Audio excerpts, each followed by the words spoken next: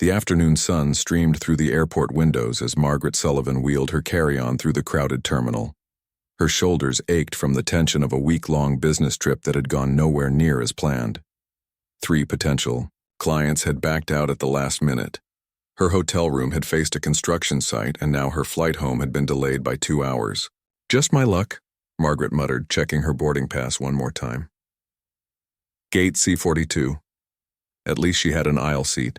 At 42, Margaret had spent nearly 20 years in marketing, climbing the corporate ladder in San Francisco, with the kind of determination that impressed colleagues but left little room for a personal life. Today, her usual perfectly styled brown hair was pulled back in a messy ponytail, and dark circles shadowed her eyes despite her attempts to hide them with concealer. "Final boarding call for Flight 1867 to New York," the gate attendant announced, her voice echoing through the terminal. Margaret joined the line, tapping her foot impatiently as an elderly couple struggled with their boarding passes. Behind her, a child wailed about a lost toy while his mother tried to soothe him. Margaret checked her watch and sighed loudly, hoping the people ahead would get the hint. "Rough day?" asked a voice behind her. Margaret turned to see a woman about her age with kind eyes and a knowing smile. "Rough week is more like it," Margaret replied with a half-smile. "I just want to get home, pour a glass of wine, and forget this trip ever happened." "I hear that," the woman nodded sympathetically. When Margaret finally boarded the plane, the narrow aisle was already clogged with passengers struggling to fit oversized bags into the overhead compartments. She squeezed past a man wrestling with a duffel bag and nearly tripped over a backpack someone had left in the middle of the aisle. "Sorry about that," a flight attendant said, quickly moving the bag. "It's a full flight today." "Of course it is," Margaret said under her breath. "Row 14, seats A through C." Margaret found her spot and was relieved to see the middle seat still empty. Maybe, just maybe, she'd get lucky and have some extra space on this flight. She settled into the aisle seat, immediately claiming both armrests and taking out her phone to switch it to airplane mode. The plane continued to fill, and Margaret kept her eyes trained on her phone, scrolling through work emails she'd already read. The quiet hope that the middle seat would remain empty was shattered when a shadow fell across her screen. "Excuse me, I think I'm in the middle here." Margaret looked up to see a man in his 50s with salt and pepper hair and a red baseball cap pulled low over his forehead. He wore a plain blue button-down shirt tucked into jeans and carried a worn leather messenger bag. But it was the bright red cap that caught and held Margaret's attention, making her stomach tighten with instant discomfort. Though she couldn't read the text on it from her angle, the cap's color alone triggered a flood of assumptions in Margaret's mind. Images from news clips and social media posts flashed through her thoughts, rallies, arguments, and the deeply divided country she called home. "Sure," she said, her tone cooler than it had been with the woman in the boarding line. Margaret didn't stand to let him in, forcing the man to awkwardly shuffle past her knees to reach the middle seat. The man settled in beside her, placing his bag under the seat in front of him. He seemed to sense her tension and kept to himself, pulling out a paperback book without attempting conversation. Margaret glanced sideways, trying to get a better look at his cap without being obvious. A young woman with bright blue hair took the window seat, immediately putting on headphones and turning toward the window, creating a clear boundary that said she wasn't interested in plain conversation either. The flight attendants began their safety demonstration as the plane pushed back from the gate. Margaret half listened, having flown enough times to recite the instructions herself. Her attention kept drifting to the man beside her, who was thumbing through his book. Something about history, from what she could glimpse of the cover. "Is everyone having a good day so far?" asked a cheerful flight attendant passing through the cabin, checking seatbelts. The man next to Margaret looked up with a genuine smile. "Can't complain. Beautiful day to fly." His friendly response irritated Margaret even more. How dare he be in such a good mood while wearing that cap? The disconnect between his seemingly pleasant demeanor and what she assumed were his political views made her skin crawl. The plane rumbled down the runway and lifted into the air. Margaret gripped the armrests tightly during takeoff. She'd never quite gotten used to that stomach-dropping feeling. As the plane leveled out, she noticed her knuckles were white and consciously relaxed her grip, not wanting to appear anxious. "Not a fan of flying?" the man asked, noticing her discomfort. "I'm fine," Margaret replied curtly, pulling out her tablet and opening an e-book she'd been reading, hoping he'd take the hint that she wasn't interested in talking. The man nodded and returned to his own book. But the brief interaction left Margaret feeling both justified and slightly guilty. Part of her knew she was being unfair, judging someone solely based on a hat. Another part felt righteous in her cold shoulder. After all, if he chose to wear that symbol in public, he should expect certain reactions. The drink service began, and Margaret ordered a tomato juice, needing something to settle her stomach. The man beside her asked for water, no ice. Such a simple choice somehow annoyed her too. Everything about him seemed to get under her skin. As the flight progressed, Margaret found herself unable to focus on her book. Instead, she kept sneaking, glances at her seatmate, building a mental profile. He was reading a history book, probably some revisionist garbage, she thought. His hands were clean but worn, with a simple wedding band. No fancy watch or jewelry. His shoes were practical walking shoes, not dress shoes or work boots. Each detail she observed was filtered through the lens of her assumptions, fitting neatly into the box she'd mentally placed him in from the moment she saw the red cap. The narrative she created felt comfortable and familiar. It aligned with everything she believed about those people.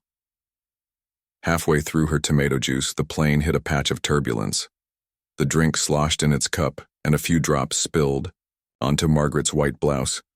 "Oh no," she muttered, grabbing for the cocktail napkin that was already soaked through. "Here," the man said, offering his unused napkin. "Before it sets." Margaret hesitated, then took it with a mumbled, "Thanks." She dabbed at the red spots, but they had already begun to spread on the fabric. "Club soda might help," he suggested. "I can ask the flight attendant if you want." "It's fine," Margaret said, suddenly uncomfortable with his helpfulness. It didn't fit the picture she'd created of him. "I'll take care of it." The turbulence continued, the seatbelt sign pinging on. With a chime, the captain's voice came over the intercom, explaining they were passing through some unexpected rough air and that the flight attendants would be seated temporarily. Margaret's grip returned to the armrests, her fingers once again turning white as the plane bumped and dipped through the air pockets. A particularly sharp drop made her gasp audibly. The man beside her didn't comment on her obvious fear this time, but she noticed he had closed his book. He sat calmly, seemingly unfazed by the rocking of the plane. His composure only heightened her awareness of her own anxiety. The next 30 minutes passed in tense silence as the plane continued through the turbulent air. Margaret's tablet lay forgotten on her lap as she stared straight ahead, focusing on her breathing. The man beside her remained quiet, occasionally looking out the window past the blue-haired woman, who had somehow managed to fall asleep despite the bumpy ride. Finally, the plane emerged from the turbulence, the ride smoothing out as the seatbelt sign dinged off. Margaret exhaled deeply, only then realizing she'd been holding her breath. "The worst part's over," the man said, his voice gentle. "It usually doesn't last that long." Margaret nodded stiffly, unsure why his attempt at reassurance bothered her so much. Perhaps it was the fact that she didn't want comfort from someone whose beliefs she assumed were so contrary to her own. Or maybe it was the growing realization that he didn't quite fit the villain role she'd cast him in.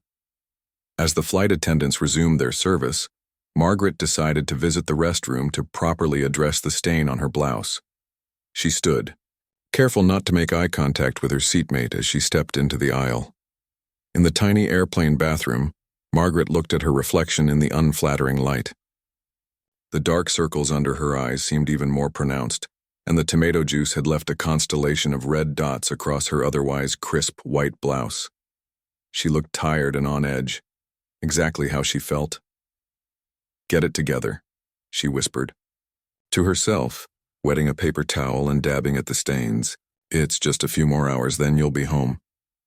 But as she worked on her blouse, Margaret couldn't help but reflect on her reaction to the man in the red cap. Had she become the very thing she criticized, someone who judged others based on appearance alone?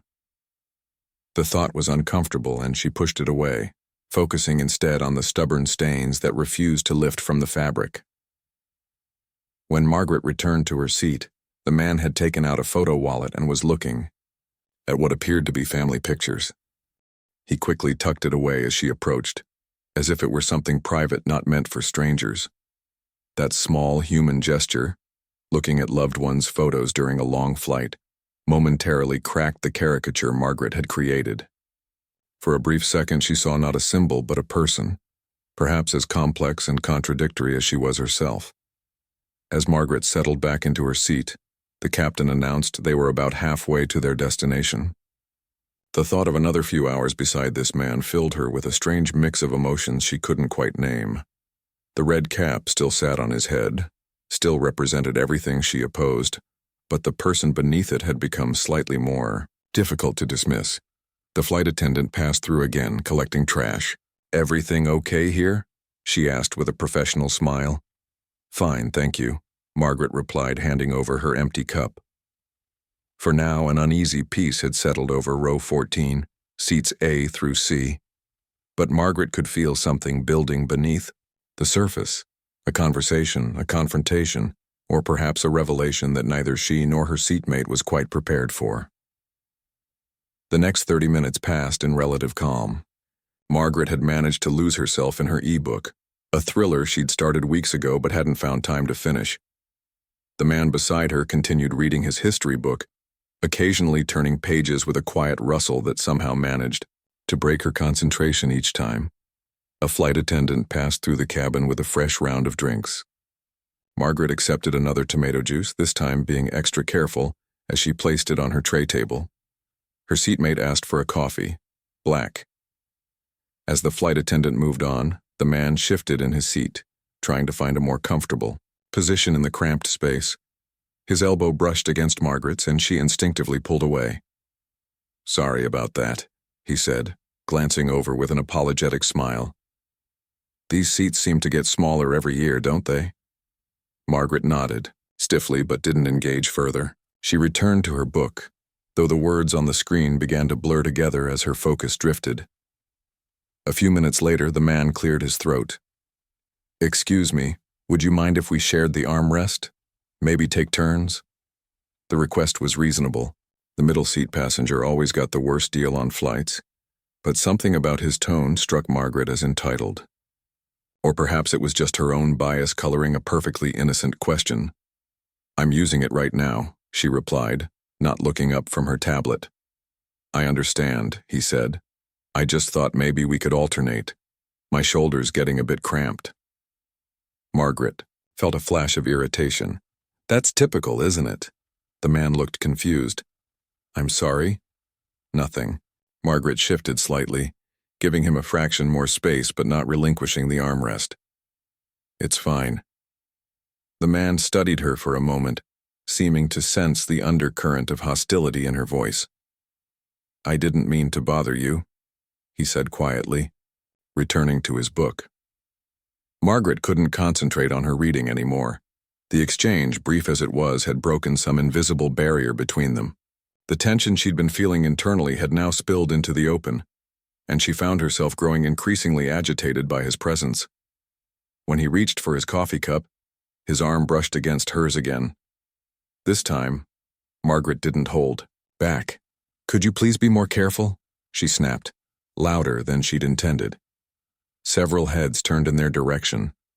The blue-haired woman by the window pulled one earbud out, suddenly interested in the developing drama beside her. "I apologize," the man said, clearly taken aback by her sharp tone. "It was an accident." "Yeah, well, accidents seem to happen a lot with people like you," Margaret muttered, just loud enough for him to hear. The man's eyebrows rose. "People like me?" Margaret gestured vaguely toward his cap. "You know exactly what I mean." A look of confusion crossed his face, but before he could respond, the plane hit another patch of turbulence, causing the overhead bins to rattle.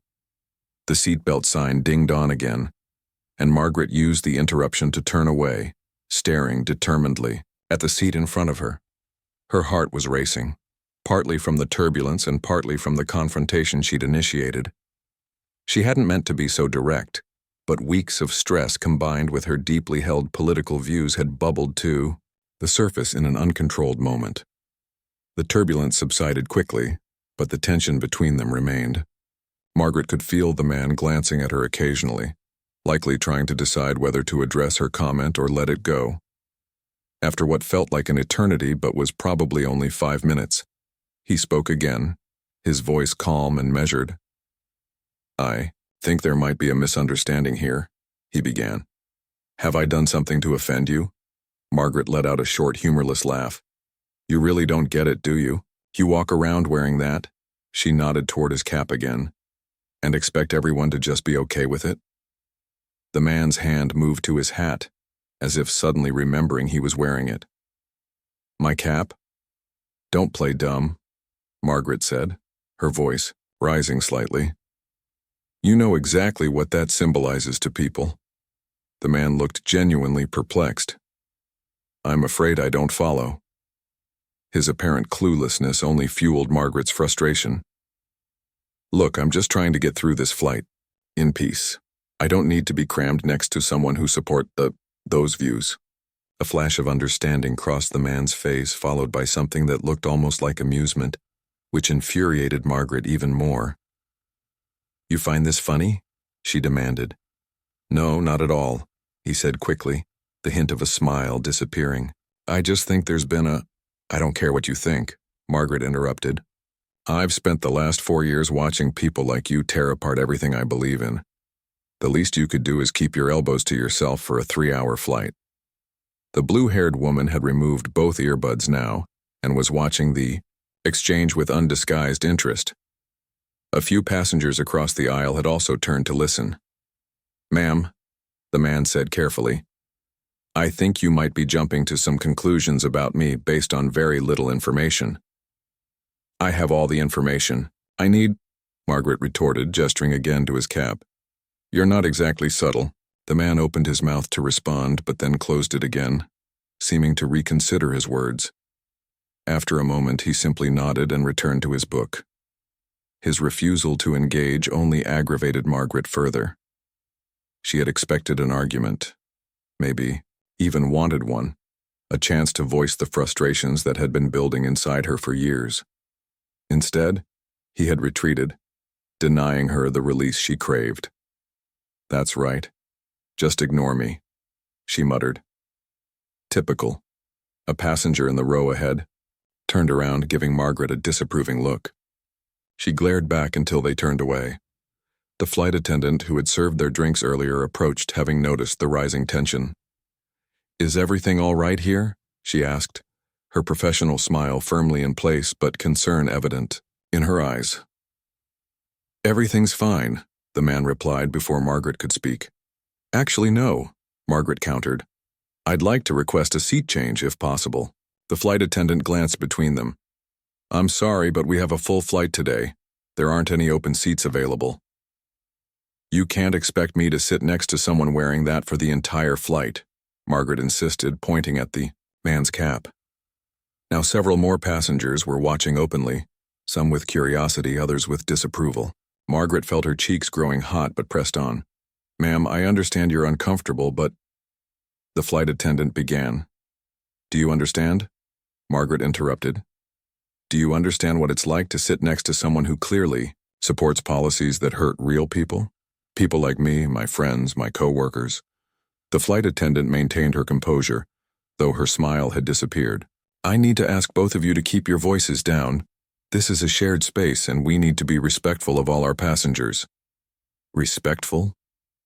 Margaret let out another bitter laugh. "That's Rich. Tell that to him." The man who had been silently watching this exchange finally spoke up. "I haven't said a single political word to you," he pointed out. "Not one." "You don't have to," Margaret shot back. "That hat says it all." A middle-aged woman across the aisle leaned forward. "Some of us are trying to sleep," she said pointedly. "Could you please keep it down?" Margaret felt a surge of indignation. Why was everyone acting like she was the problem? Couldn't they see what was happening? "I'm sorry for the disturbance," the man said to the woman across the aisle, his voice genuinely apologetic. We'll be quieter. Don't apologize for me, Margaret hissed. I'm not the one who started this. The flight attendant placed a gentle hand on Margaret's shoulder. Ma'am, I need you to lower your voice. If this continues, I'll have to notify the captain. The implied threat of consequences finally penetrated Margaret's anger. She took a deep breath, trying to compose herself. Fine, she said tightly. But I want it noted that I requested a seat change and was denied. I'll make a note of it, the flight attendant assured her, though they both knew it was an empty gesture. Can I get either of you anything else to drink? Both declined, and the flight attendant moved on, though Margaret noticed she stayed within earshot, occasionally glancing back at their row. An uncomfortable silence settled over them. The blue-haired woman by the window had put one earbud back in but kept the other out, clearly not wanting to miss any further drama. The man had returned to his book, though he hadn't turned a page in several minutes. Margaret stared straight ahead, her thoughts racing. Part of her felt justified in her outburst. Why should she have to sit silently next to someone whose political views she found abhorrent? Another part, a quieter voice she was trying to ignore, wondered if she had overreacted. After all, the man hadn't actually said anything offensive. He hadn't been rude or confrontational. His only crime, as far as she could tell, was wearing that red cap and existing in the seat next to hers. But symbols matter, she reminded herself. That cap represented everything she had fought against, everything she feared for the future. How could she be expected to just ignore it? The man shifted in his seat again, this time careful to avoid any contact with her. He pulled out his phone, checked the time, then put it away. The gesture was so normal, so human, that Margaret felt another flicker of doubt. What if she was wrong? What if she had misread the situation entirely? No, she decided, pushing the doubt away. The cap was clear. Enough. She hadn't imagined that. As if reading her thoughts, the man reached up and adjusted his cap slightly. Margaret caught a glimpse of something embroidered on the front. Not the political slogan she had expected, but something else she couldn't quite make out. For a brief moment, curiosity almost overtook her anger. What if it wasn't what she thought? But then she remembered all the news clips, all the rallies, all the hateful comments she'd seen online from people supporting those views. Her resolve hardened again. The captain's voice came over the intercom announcing they were beginning their initial descent. They would be landing in approximately 45 minutes, 45 more minutes. Margaret could handle that. She would keep to herself, avoid further interaction, and be done with this whole uncomfortable situation. But as she glanced sideways at the man, who was now looking out the window past the blue-haired woman, a nagging feeling told her this confrontation wasn't over yet. Something was still unresolved between them, a tension that couldn't simply be ignored for the remainder of the flight. And deep down, in a place she wasn't ready to acknowledge, Margaret wondered if perhaps she had misjudged more than just the armrest situation. The next 20 minutes passed in strained silence. Margaret kept her eyes fixed on her tablet, though she hadn't turned a page in her e-book for some time. The man beside her had closed his book entirely and was looking out the window, seemingly lost in thought. The blue-haired woman by the window had fallen asleep again, or was pretending to be asleep to escape the awkward atmosphere. Margaret's mind kept replaying the confrontation, each time adding new comebacks she wished she'd said, or arguments she could have made. In her imagination, she was eloquent and forceful, making points so compelling that even her seatmate would have to acknowledge she was right. The reality, she knew, had been messier. She'd been angry and reactive, not the cool, rational voice of reason she prided herself on being. The thought made her uncomfortable, and she shifted in her seat, accidentally bumping the man's arm. Sorry, she muttered automatically, then immediately regretted the apology. Why should she be sorry? He was the one who needed to apologize, for his views, for taking up too much space, for making this flight unbearable. The man nodded in acknowledgement but didn't speak. His silence was maddening. Was he ignoring her? Did he think he was better than her? Or was he just trying to avoid another scene? Before Margaret could decide, The flight attendant who had intervened earlier appeared beside their row. "Excuse me," she said, addressing the man. "Could I speak with you for a moment?" The man looked surprised but nodded. "Of course. In private, please," the flight attendant added, gesturing toward the back of the plane. The man unbuckled his seatbelt and stood, careful not to brush against Margaret as he moved into the aisle. Margaret watched as they walked toward the galley area at the rear of the aircraft, their heads bent in conversation. A small, mean part of her hoped the flight attendant was reprimanding him, or perhaps even warning him about his choice of headwear.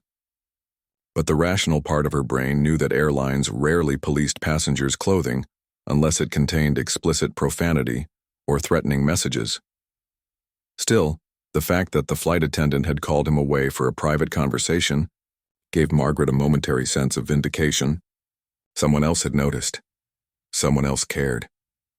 The blue-haired woman beside her stirred, removing one earbud. "What was that about?" she asked, nodding toward the back of the plane. Margaret shrugged, trying to appear nonchalant. "No idea." "That got intense earlier," the woman commented. "You really went off on him." There was no judgment in her tone, just curiosity, but Margaret felt defensive nonetheless. "You saw his hat, right?" The woman nodded slowly. "Yeah, I saw it, but..." "But what?" Margaret challenged. The woman shrugged. "Nothing. Never mind." She replaced her earbud, effectively ending the conversation. Margaret turned back to stare at the seat in front of her, feeling even more unsettled now. What had the woman been about to say? Was there something Margaret had missed? She glanced back toward the galley where the man and the flight attendant were still talking. The flight attendant was doing most of the talking, and the man was nodding occasionally, his expression serious. At one point he removed his cap and ran a hand through his hair, a gesture that struck Margaret as oddly vulnerable. Without the cap, he looked different, less like the caricature she had built in her mind and more like an ordinary middle-aged man who was probably just trying to get home just like she was. The thought was uncomfortable and Margaret pushed it away. She wasn't going to start feeling sorry for him now. Whatever was happening back there, he had brought it on himself. After another minute or two, the flight attendant and the man began walking back toward their row. Margaret quickly looked away, pretending to be absorbed in her tablet again as the man settled back into the middle seat. Margaret noticed the flight attendant lingering in the aisle. "Ma'am," the flight attendant said, addressing Margaret now. "Could I speak with you as well?" Margaret felt a flutter of anxiety in her stomach. "About what?" "I'd prefer to discuss it privately," the flight attendant replied, her professional smile firmly in place but her eyes serious. Margaret unbuckled her seatbelt and stood, suddenly aware that several nearby passengers were watching with interest. Had someone complained about her? Was she the one in trouble now? She followed the flight attendant to the same galley area, away from curious ears. "Is there a problem?" Margaret asked as soon as they were out of earshot of the other passengers. The flight attendant's expression softened slightly. "Mrs. Sullivan, I understand that you're uncomfortable with your seating arrangement. Several passengers have expressed concern about the interaction between you and the gentleman in 14B. "I'm not the one who should be moved," Margaret insisted. "He's the one wearing that offensive cap." The flight attendant hesitated. "About that, there seems to be a misunderstanding." "What misunderstanding?" "I saw the cap plain as day." "Yes, but have you actually read what it says?" Margaret blinked. "I don't need to read it. I know what those red caps stand for. Mrs. Sullivan, his cap is for the Children's Cancer Research Foundation. It's part of their annual fundraising campaign." The words hit Margaret like a physical blow. "What?"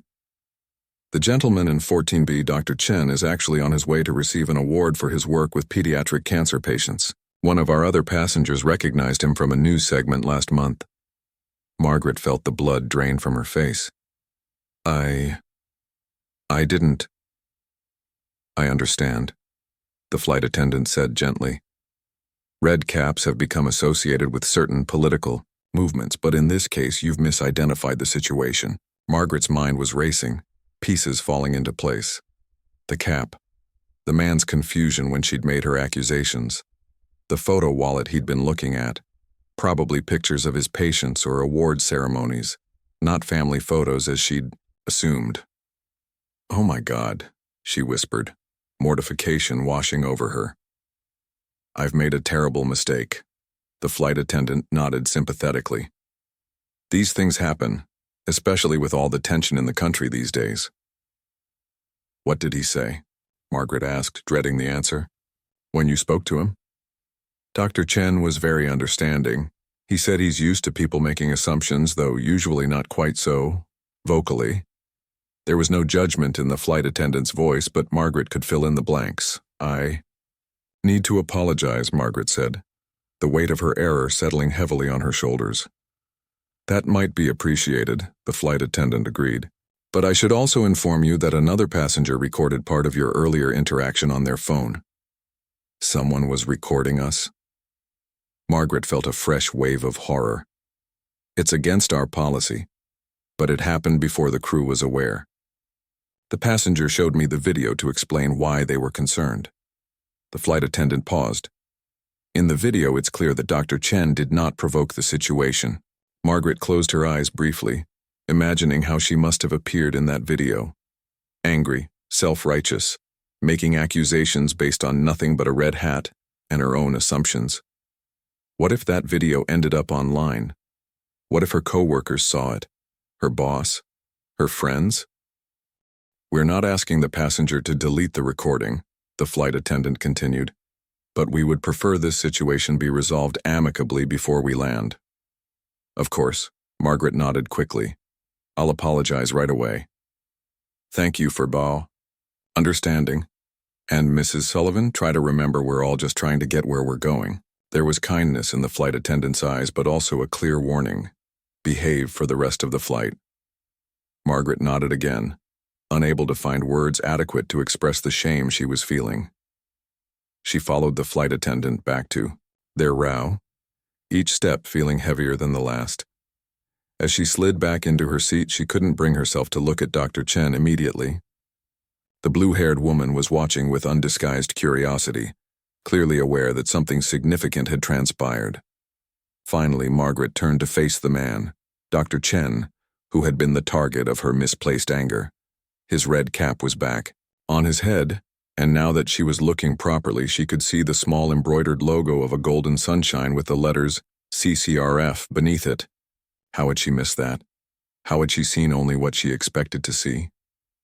"I owe you an apology," Margaret began, her voice barely above a whisper. "A serious one." Dr. Chen turned to her, his expression guarded, but not unkind. "You didn't know." "That's no excuse. I made assumptions. Terrible, unfair assumptions." Margaret could feel tears threatening and fought to keep them at bay. Public crying on top of everything else would be too much to bear. "We all make assumptions," Dr. Chen said. "It's human nature." "Not like this," Margaret insisted. I was cruel to you, based on nothing but the color of your hat." "Doctor." Chen was quiet for a moment, studying her face. "May I ask you something?" Margaret nodded, bracing herself. "If my hat had been the political one you thought it was, would that justify how you treated me?" The question caught Margaret off guard. She opened her mouth to say yes, then closed it again. Would it justify her behavior? Making a scene on a plane? Causing discomfort to everyone around them? Judging someone's entire character based on a piece of clothing? I don't know," she admitted finally. "I'd like to think it would, but maybe not. Maybe nothing justifies treating another person that way." Dr. Chen nodded, seeming satisfied with her answer. "That's a start." "I'm so embarrassed," Margaret confessed. "Someone recorded it all." "I know. The flight attendant mentioned that." "Aren't you angry?" Margaret asked, genuinely confused by his calm demeanor. "I would be furious if someone treated me the way I treated you." Dr. Chen considered this. "I was annoyed, certainly, but angry? No. I've seen too many people going through the worst days of their lives to waste energy on anger over a misunderstanding." His words made Margaret feel even smaller. While she'd been building a narrative about this man based on a hat. He'd been saving children's lives. The contrast between her assumptions and reality couldn't have been starker. "The flight attendant told me you're receiving an award," she said, desperate to change the subject from her own behavior. "Yes," Dr. Chen nodded. "For some research we've been doing on treatment protocols for particularly aggressive forms of childhood leukemia. That's amazing work." "It's a team effort," he said modestly, "and we still have a long way to go." The captain's voice interrupted their conversation, announcing they were beginning their final approach and all electronic devices should be stowed. Margaret turned off her tablet, her earlier anger and frustration replaced by a profound sense of shame and regret. The man she had spent the flight despising was, in reality, someone who had dedicated his life to saving children. The irony was painful. As the plane began its descent, Margaret found herself wrestling with uncomfortable truths about herself. She had always considered herself open-minded and fair, someone who judged others by their character rather than appearances. Today had proven otherwise. The blue-haired woman beside them had been watching their interaction with interest. "So, everything cool now?" she asked, removing her earbuds. Margaret and Dr. Chen exchanged glances. "We're working on it," Dr. Chen replied with a small smile. It wasn't forgiveness, not yet, but it was a beginning. And as the plane dipped below the clouds, Margaret promised herself this would be a lesson she wouldn't forget. The plane touched down with a gentle bump, tires squealing against the runway. Margaret gripped the armrests during landing, though this time her anxiety had less to do with flying and more to do with the man sitting beside her. Dr. Chen, the pediatric oncologist she had wrongfully attacked, whose red cap supported children with cancer rather than the political movement she'd assumed. As the plane taxied toward the gate, passengers around them began the familiar routine, unbuckling seatbelts too early, checking phones that had been in airplane mode, pulling bags from under seats. The normalcy of it all felt surreal to Margaret after what had just transpired. "So," the blue-haired woman by the window said, breaking the awkward silence, "I'm guessing that wasn't a political hat after all?" Dr. Chen smiled slightly and touched the brim of his cap. "Children's Cancer Research Foundation. I've been working with them for 15 years. "Cool." The woman nodded. "My cousin had leukemia when she was 8. She's in college now, thanks to doctors like you." "I'm glad to hear that," Dr. Chen replied warmly. "That's why we do the work." Margaret sat silently between them, each word driving home the magnitude of her error. She had built an entire narrative about this man based on nothing but a red cap and her own prejudices. The shame was overwhelming. The seatbelt sign dinged off and passengers immediately stood, crowding the aisle in their rush to deplane. Margaret remained seated, as did Dr. Chen. The blue-haired woman squeezed past them with a quick, "Excuse me," and joined the slow procession toward the exit. Margaret knew she should say something more, something beyond her earlier stammered apology, but the right words wouldn't come. What could she possibly say that would make up for her behavior? "You don't need to beat yourself up quite so visibly," Dr. Chen said quietly, noticing her discomfort. "We all make mistakes." "Not like this," Margaret replied, finally meeting his eyes. "I was horrible to you." "You were," he agreed with unexpected frankness. "But I've seen worse. And I suspect you've learned something today." Before Margaret could respond, a voice called from a few rows ahead. "Dr. Chen, is that you?" A woman in her 30s with a bright floral scarf wrapped around her head waved from the aisle. Despite the obvious signs of chemotherapy, her smile was radiant. "Diane," Dr. Chen's face lit up with genuine pleasure. "What a wonderful surprise. Are you heading home?" "Just finished my last round at Memorial," the woman replied, her voice tired but triumphant. "All clear for now. They're letting me go home. To my kids." "That's fantastic news," Dr. Chen said, standing to give the woman a brief hug. "How are they doing? Still driving Tom crazy?" The woman laughed. "Absolutely. He says they've got too much of me in them." "The perfect amount, I'd say," Dr. Chen replied with a wink. As they chatted, Margaret watched the interaction with a growing sense of disconnection from her earlier anger. This was a real person with real relationships, not the two-dimensional villain she had created in her mind. And the woman, clearly a patient, looked at him with such gratitude and affection that it was impossible to reconcile with the monster Margaret had imagined him to be, based on a misidentified hat. Other passengers were staring at Margaret, now some with open curiosity, others with barely disguised disapproval. Word had obviously spread about her outburst. She felt her cheeks burning but forced herself to sit tall. She deserved their judgment. Finally, the aisle began to clear. Dr. Chen said goodbye to his patient with promises to check in next week, then turned back to Margaret. "Shall we?" he asked, gesturing toward the exit. Margaret nodded and gathered her belongings, careful not to make eye contact with the other passengers as they made their way off the plane. At the door, the flight attendant who had mediated their conflict gave Margaret a meaningful look. "Have a good day, Mrs. Sullivan, Dr. Chen," she said pointedly. "You too," Margaret mumbled, hurrying past. They walked in silence through the jet bridge and into the terminal. Margaret expected Dr. Chen to head off in his own direction as quickly as possible, eager to be rid of her company. Instead, he slowed, his pace to match hers. "Can I ask you something?" he said as they joined the flow of travelers heading toward baggage claim. "Of course," Margaret replied, though she dreaded what might come next. "What made you so certain about who I was and what I believed?" The question was asked without accusation, just genuine curiosity which somehow made it harder to answer. "The red cap," Margaret admitted. "I saw it and I just assumed. I didn't even read what it said. I just saw the color and jumped to conclusions." Dr. Chen nodded thoughtfully. "And if it had been the political cap you thought it was? Would that tell you everything you need to know about me?"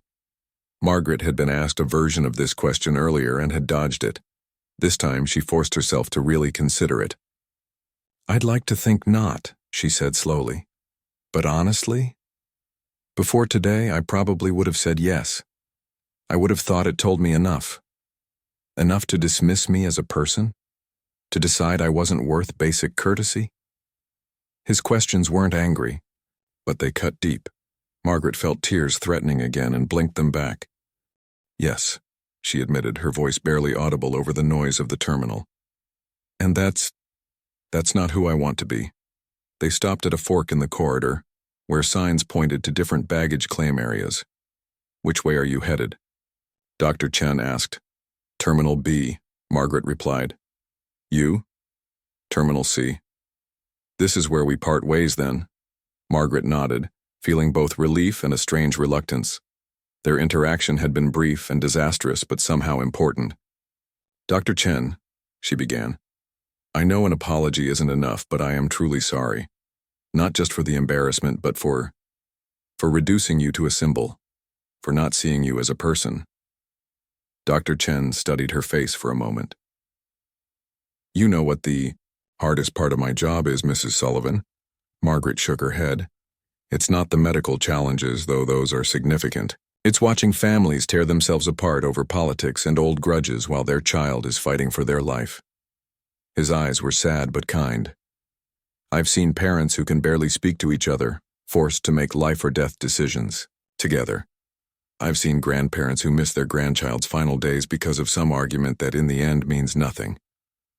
Margaret felt the weight of his words settling on her shoulders. "Life is too short and too precious to let hats, or what they represent, come between us as human beings," Dr. Chen continued. "That doesn't mean we can't have different views, or that those views aren't important. It just means we have to see the person first." A family with luggage carts pushed past them, breaking the moment. Dr. Chen glanced at his watch. "I should get going. I have a speech to prepare for tomorrow." "For your award," Margaret remembered. "Yes, though between you and me I'd rather be in the lab." He smiled, a genuine warmth in his expression that made Margaret's shame deepen. "Take care, Mrs. Sullivan." He turned to go, but Margaret called after him. "Wait," Dr. Chen paused, looking back. "The video," Margaret said. "The one someone took of me. You know, being awful. Do you know who has it?" I believe it was a college student a few rows behind us. Why? Margaret took a deep breath. Because I think I need to see it. To see myself the way others saw me today. Dr. Chen considered this. That's brave of you, but I think you already know what you'll see. I do, Margaret admitted, but I think I need the reminder, so I don't forget this lesson. Dr. Chen nodded slowly. I asked the flight attendant for the passenger's seat number. Row 17, aisle seat. Blonde hair, green sweater, she might still be at baggage claim. Thank you, Margaret said, genuinely grateful. Good luck, Mrs. Sullivan. With a final nod, Dr. Chen turned and walked away, his red Children's Cancer Research Foundation cap visible above the crowd until he turned a corner and disappeared. Margaret stood for a moment, watching the space where he had been before heading toward Terminal B baggage claim. Her mind was racing, replaying the events of the flight from this new perspective. How many other times had she judged someone based on such limited information? How many people had she dismissed, avoided, or treated poorly because they fit into some category she had created in her mind? The baggage claim area was crowded with tired travelers. Margaret scanned the faces, looking for a blonde woman in a green sweater. It took several minutes, but finally she spotted her. A young woman, perhaps in her early 20s, sitting on a bench near the carousel, scrolling through her phone. Margaret approached slowly, her heart pounding. This was humiliating, but necessary. Excuse me, she said when she reached the young woman. Were you on the flight from San Francisco? Row 17? The woman looked up, her expression changing from neutral to recognition to wariness in rapid succession. Yes? I'm Margaret Sullivan. I was in row 14 and I believe you may have recorded an incident involving me and another passenger. The young woman's wariness increased. I did. You were yelling at that doctor about his hat. Margaret winced at the blunt description but nodded. Yes, that was me. I was wrong, completely wrong, and I've apologized to him. But I was wondering, could I see the video? Why? The woman asked, understandably suspicious. Because I need to see myself the way others saw me, Margaret explained. I need to remember this so I don't make the same mistake again. The young woman studied her for a long moment, then nodded slowly. Okay. She tapped her phone a few times, then turned the screen toward Margaret. Here. Margaret took a deep breath and watched. The video was worse than she had imagined. Her face was contorted with self-righteous anger as she pointed accusingly at Dr. Chen's cap. Her voice was loud and cutting as she made assumptions about his character and beliefs. Dr. Chen's confusion and discomfort were painfully evident, as was the disapproval on the faces of nearby passengers. Margaret watched herself become the very thing she claimed to despise. Someone who judged others based on appearances rather than character. Someone who treated others with disrespect and disdain. When the video ended, Margaret handed the phone back, her hands trembling slightly. Thank you. Are you okay? The young woman asked, her earlier suspicion softening into something like concern. No, Margaret admitted. But I think I will be. And I think I needed to see that. The baggage carousel began to move, drawing the young woman's attention. That's my flight, she said, standing up. Of course, thank you again for showing me. As the young woman moved toward the carousel, Margaret called after her. One more thing. What are you planning to do with that video? The young woman turned back. I don't know. I hadn't really thought about it. Margaret nodded, accepting whatever decision this stranger might make. Her mistake, her lesson, her consequences to bear. As she walked away from baggage claim, Margaret felt both heavy with shame and somehow lighter, as if she had set down a burden she hadn't realized she was carrying. The burden of certainty, perhaps. The comfort of believing she could know everything important about a person from a single glance. She thought about Dr. Chen receiving his award tomorrow, about the lives he had saved, about the woman with the floral headscarf going home to her, children, all of that nearly hidden from her by the color of a hat. Never again, she whispered to herself as she stepped out of the terminal into the cool evening air. Never again. 3 weeks later, Margaret sat in her home office, staring at her computer screen. The quarterly marketing report was due tomorrow, but she couldn't focus. Her mind kept drifting back to that flight, to Dr. Chen, to the red cap. That wasn't what she thought it was. She hadn't told anyone about the incident. Not her coworkers, not her friends, not even her sister during their weekly phone call. The shame was still too raw, too personal. But keeping it to herself meant she'd been left alone with her thoughts, turning the experience over and over in her mind like a stone being polished by the tide. With a sigh, Margaret closed the marketing spreadsheet and opened her web browser. She'd done this several times over the past weeks, searching for news about Dr. Chen and his award. Today, she typed Dr. Robert Chen Pediatric Oncology Award into the search bar and hit enter. Several results appeared, including a recent article from a medical journal. Margaret clicked on it, scanning for information. There he was, smiling, in a photograph, holding a plaque while shaking hands with someone important-looking. He wasn't wearing the red cap in this formal setting, but Margaret would have recognized him anywhere. The article described his groundbreaking research into treatments for aggressive childhood leukemia. His team had developed a protocol that increased survival rates by nearly 30% in the most difficult cases. The work was being implemented in hospitals across the country, potentially saving hundreds of lives each year.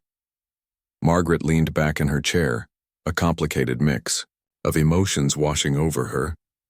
Pride for a stranger's accomplishments, lingering shame at how she had treated him. And something else, a dawning realization about herself that was both uncomfortable and necessary.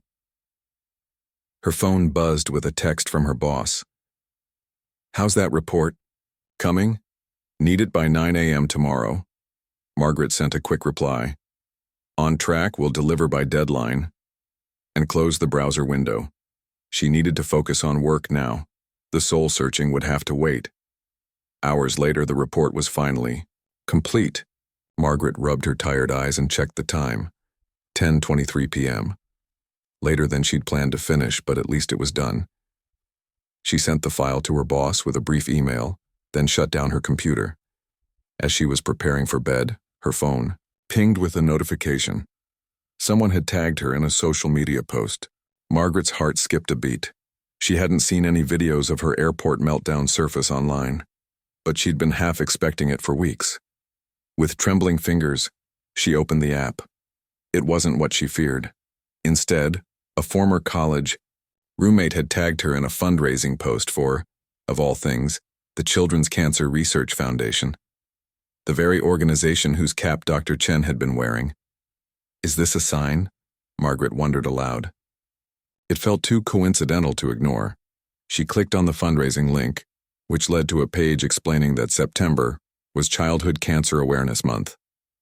The foundation was holding events across the country, including a charity walk in her city that weekend. Without overthinking it, Margaret registered for the walk and made a generous donation. It wasn't atonement. Nothing so simple could erase what she'd done. But it was something. A step in the right direction. Sleep came easier that night than it had in weeks. Saturday morning dawned clear and cool. Perfect weather for an outdoor event. Margaret dressed in comfortable clothes and drove to the city park where the charity walk was being held.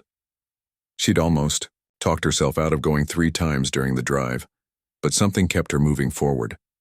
The park was alive with activity when she arrived.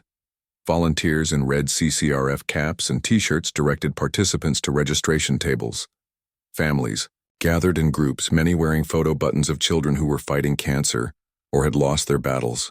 There was both joy and solemnity in the air, a community bound together by difficult circumstances but determined to make a difference. Margaret collected her participant number and a red cap of her own. She held it in her hands for a long moment, running her thumb over the embroidered logo, the same sunshine design that had been on Dr. Chen's cap. With a deep breath, she put it on.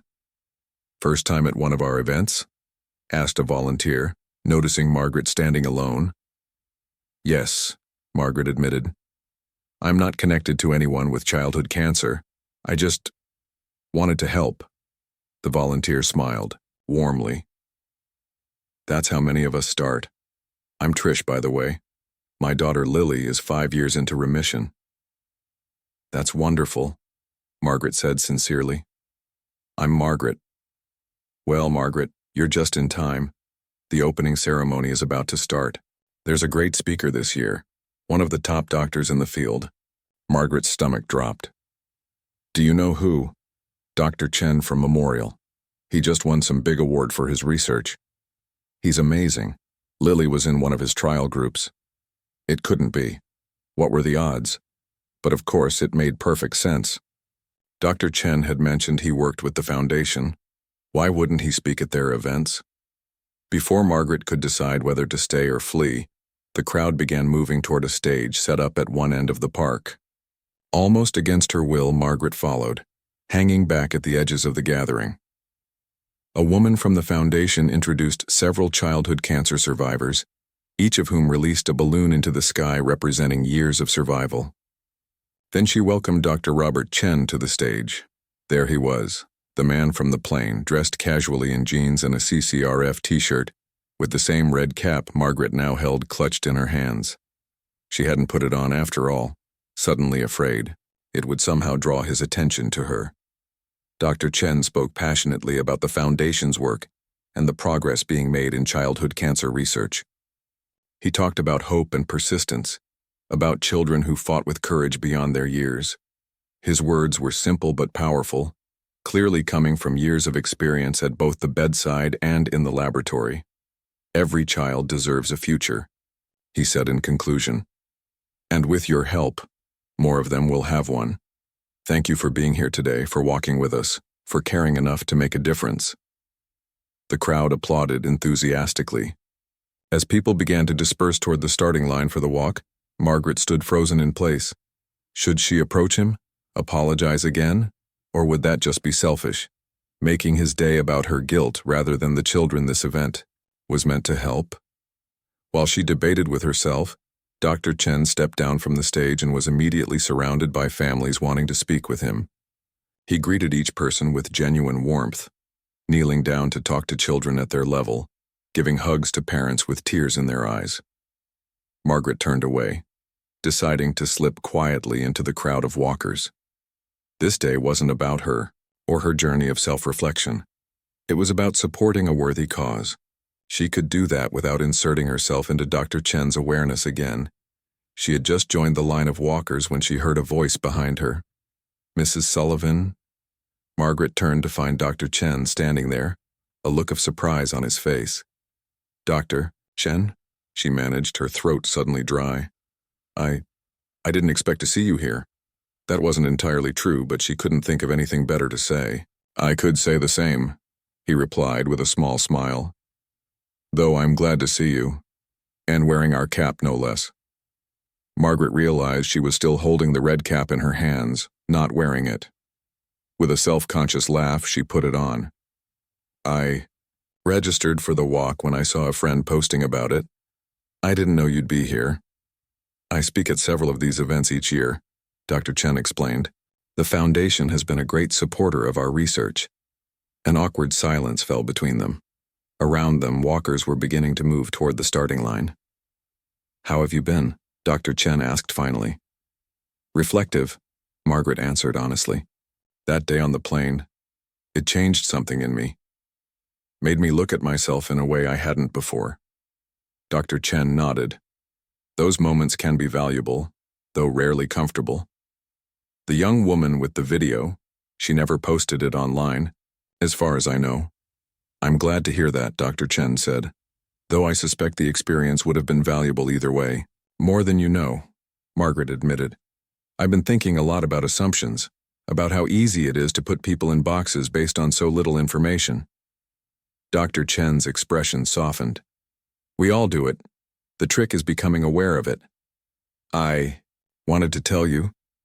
Margaret hesitated, unsure how to express what she was feeling. I looked up your research. What you're doing for those children. It's incredible. I'm sorry I almost missed seeing that because of my own prejudice. Thank you, Dr. Chen said simply. But today isn't about me or my research. It's about the kids.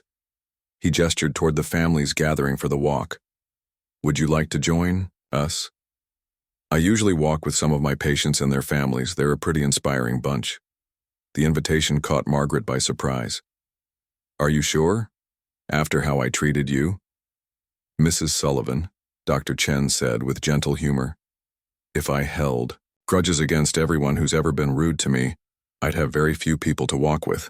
Besides, the fact that you're here says something important about who you are. Before Margaret could respond, they were interrupted by a small voice. Dr. Bob, are we walking soon? My dad says I can go the whole way this year.